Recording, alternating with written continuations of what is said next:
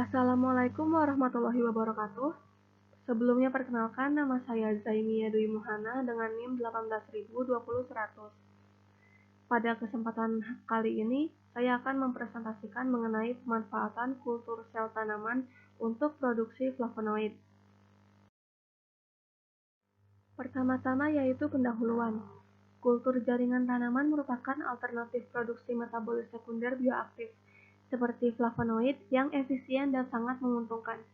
Flavonoid termasuk golongan senyawa fenolik alami pada buah, sayur, biji, kulit batang, akar, batang, dan bunga yang memiliki berbagai aktivitas biologis. Dengan menerapkan kultur jaringan tanaman, maka dapat dilakukan peningkatan produktivitas metabolit sekunder melalui perubahan ekspresi jalur metabolisme. Flavonoid merupakan salah satu senyawa antioksidan alami yang berasal dari suatu tanaman dan memiliki sifat obat dalam pencegahan kanker dan penyakit kardiovaskular, antiinflamasi, antihistamin, meningkatkan efektivitas vitamin C, dan mencegah keropos tulang.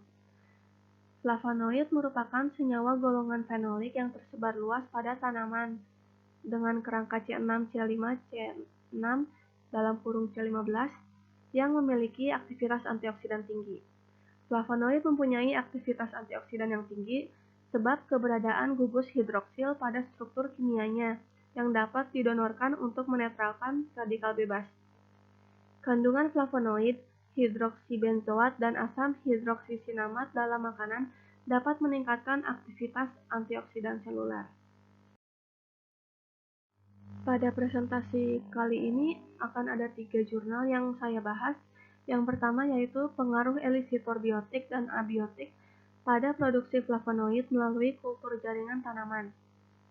Adapun variabel pada jurnal ini yaitu tanaman Morinda citrifolia atau mengkudu dan elisitor. Hasil penelitian pada jurnal ini yaitu adanya keterbatasan dalam memperoleh metabolit sekunder bioaktif dari tanaman utuh mendorong perkembangan aplikasi kultur jaringan tanaman. Untuk meningkatkan produksinya diperlukan berbagai strategi. Salah satunya adalah dengan menggunakan elisitor, baik elisitor biotik maupun abiotik. Elisitasi sistem kultur jaringan tanaman menjanjikan karena beberapa penelitian menunjukkan hasil yang baik dalam meningkatkan produksi metabolisme sekunder, khususnya flavonoid, tanpa pengaruh faktor lingkungan yang merugikan.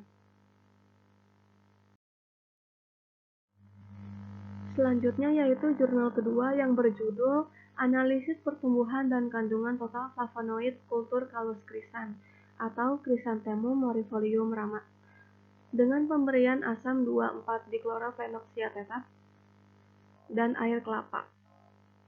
Adapun variabel yang digunakan dalam jurnal ini yaitu tanaman krisan, asam 2,4-diklorofenoksiasetat, dan air kelapa. Hasil penelitian pada jurnal ini yaitu perlakuan 2,4D ditambah 10% air kelapa menghasilkan pembentukan kalus lebih cepat, yaitu pada hari ke-6 hingga ke-9 setelah tanaman dibandingkan tanpa air kelapa, yaitu pada hari ke-13 hingga ke-15 setelah tanam. Kombinasi perlakuan 4 ppm 24D ditambah 10% air kelapa menghasilkan pertumbuhan kultur Calus crisan yang terbaik dengan ukuran kalus sebesar 1,4 cm, berat basah kalus sebesar 0,19 gram, dan berat kering kalus sebesar 0,16 gram, serta kadar flavonoid total tertinggi sebesar 1,873 mg QE per gram BK sampel. Kemudian pada jurnal ketiga yang berjudul Peningkatan Pertumbuhan dan Kadar Flavonoid Total Tanaman Bayam Merah atau Amaranthus gangeticus L dengan pemberian pupuk nitrogen. Variabel pada jurnal ini yaitu tanaman bayam merah dan pupuk nitrogen. Hasil penelitian dari jurnal ini yaitu pemberian pupuk nitrogen berpengaruh secara signifikan terhadap pertumbuhan tanaman bayam dan kandungan flavonoid pada daun bayam merah. Konsentrasi pupuk nitrogen sebesar 2% dapat meningkatkan pertumbuhan dan kandungan flavonoid sebesar 1,5 kali pada daun bayam merah. Kesimpulan, untuk meningkatkan produksi flavonoid dapat dilakukan dengan memanfaatkan kultur sel tanaman, di antaranya dengan menambahkan elisitor biotik dan abiotik, asam 2,4-diklorofenoksiasetat, dan air kelapa, maupun dengan pemberian pupuk nitrogen. Namun dari ketiga jurnal tersebut, dapat disimpulkan bahwa metode penambahan elisitor mendapatkan hasil yang terbaik, karena pertambahan produksi flavonoid yang dihasilkan sebanyak 20%.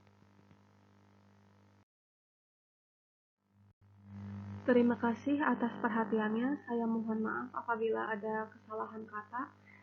Wabillahi taufiq wal hidayah. Wassalamualaikum warahmatullahi wabarakatuh.